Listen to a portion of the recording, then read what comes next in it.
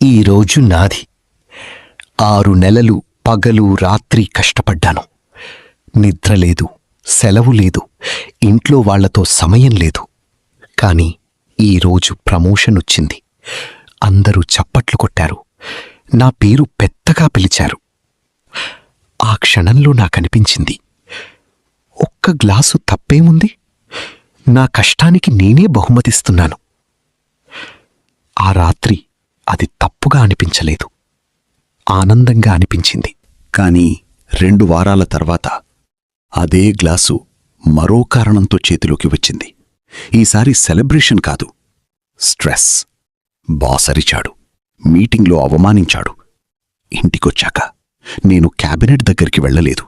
నా చేతులే వెళ్ళాయి. ఒక్క గ్లాసు తాగితే మర్చిపోతాను అనిపించింది. రేపట్నుండి ఆపేస్తాను అనుకున్నాను. కాని ఆ రేపు ఎప్పుడూ రాలేదు. ఒకరోజు తెల్లవారుజామున లేచాను. చేతులు వణుకుతున్నాయి. కాఫీ కంటే ముందు క్యాబినెట్ తెరిచాను. వాటర్ కంటే ముందు గ్లాసు పోశాను.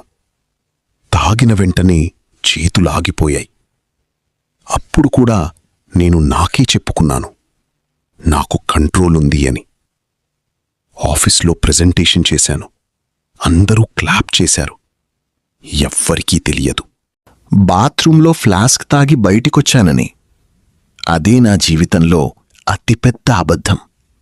నేనింకా నార్మల్గానే ఉన్నాను అనే అబద్ధం. ఒక రాత్రి అద్దంలో నన్ను నేను చూసుకున్నాను. చాలాసేపు చూశాను. మొదటి రోజు నేను తాగింది సెలబ్రేట్ చేయడానికి. ఈరోజు తాగకపోతే నేను నవ్వలేను, మాట్లాడలేను, బతకలేను అనిపించింది. అది బహుమతి కాదిక, గొలుసు. మర్నాడు నా అమ్మాయి నిద్రలోనే వచ్చి నా ఒడిలో కూర్చుంది. ఆమె కళ్లల్లోకి చూసినప్పుడు ఎన్నాళ్ల తర్వాత నన్ను నేను చూసుకున్నాను. అప్పుడు నాకర్థమైంది, డబ్బు అవసరం, సక్సెస్ కూడా అవసరం. కాని వాటికోసం మనిషిని కోల్పోతే చివరికి మిగిలేది ఖాళీ మాత్రమే. ఇక్కడే ఆపాలి, ఇప్పుడే ఆపాలి. ఎందుకంటే మనీ ఈజ్ నాట్ లైఫ్.